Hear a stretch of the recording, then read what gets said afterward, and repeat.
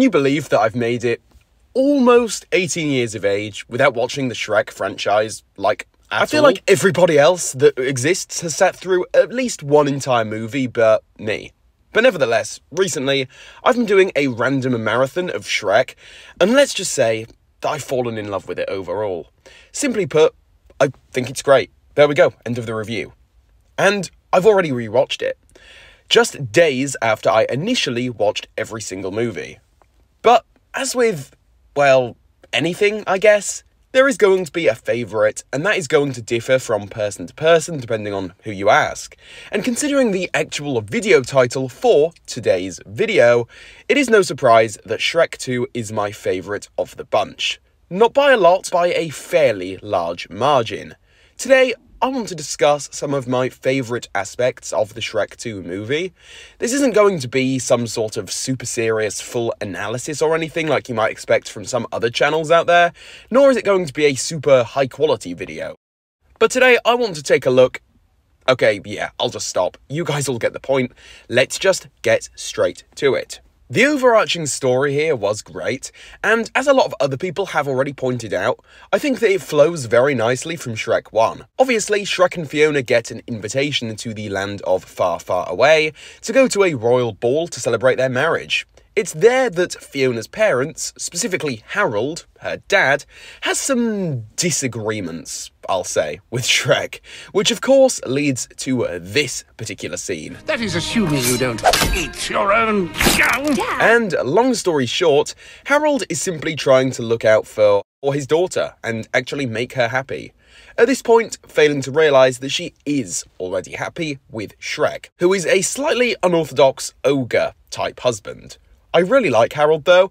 I'm not sure what the general popular opinion is on this guy, but me personally, I do really love him and enjoy him. And I love how he slowly changes throughout the entire movie, eventually beginning to realise that he was in the wrong. But we'll get onto that as we progress into the video. The fairy godmother was a great villain. Oh my god, seriously, she was just pretty much perfect, and I think she has a lot of legitimately great moments. The scene in which Harold gets forced into the carriage to have a chat with her will always be one of my favourites from the entire movie, dare I even say, and Prince Charming was actually pretty funny, and no, the same cannot be said for his performance in Shrek 3, but that's completely off topic. But yeah, he was a very solid character throughout the entire Shrek 2 movie. This is, of course, the scene where Harold is forced by the fairy godmother to basically just get rid of Shrek, as she wants for Prince Charming to marry Fiona instead, and that is where Puss is introduced. I thought that Puss was a very fine character in this movie. Would I say that he was a complete standout?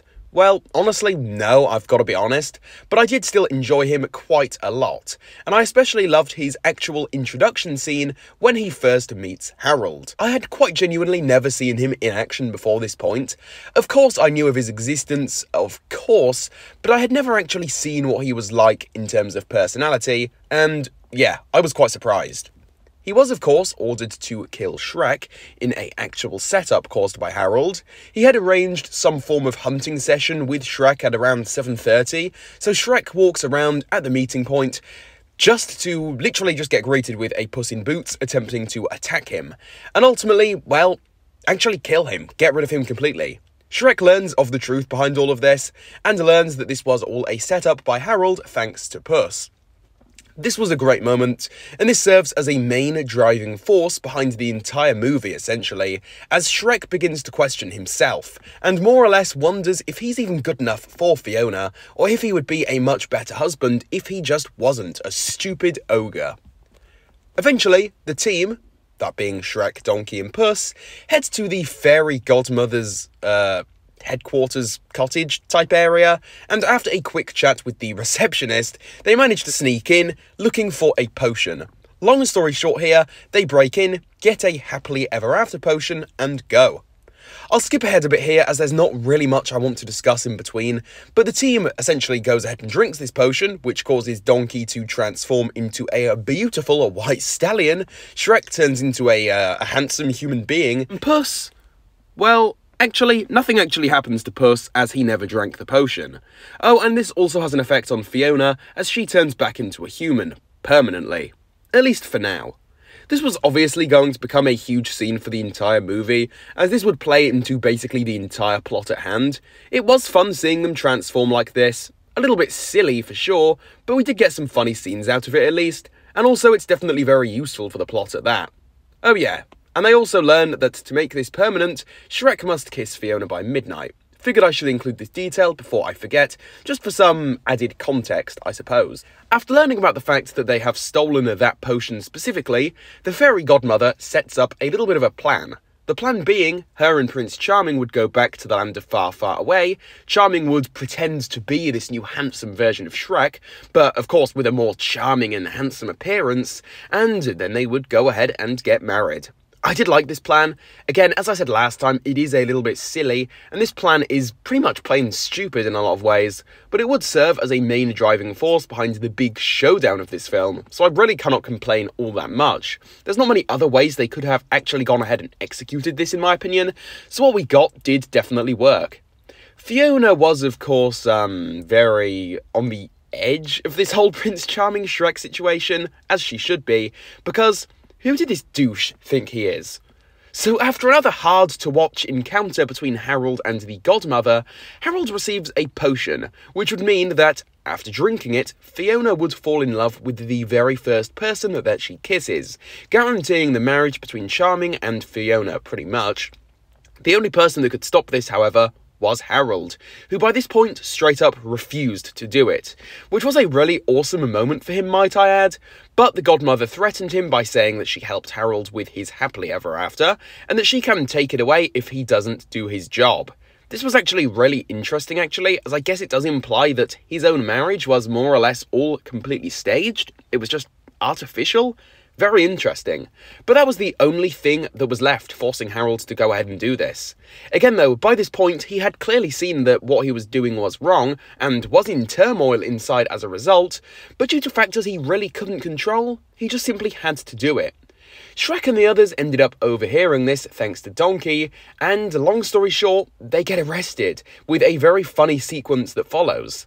And then they get rescued and freed by Gingy, Pinocchio, and the others, who by the way are characters I absolutely love. These guys deserve endless respect. They go to the Muffin Man next and inquire about something interesting, which leads to the reveal of this guy, Mongo, who by the way is such an amazing character. He will forever have my eternal respect. Absolutely goated.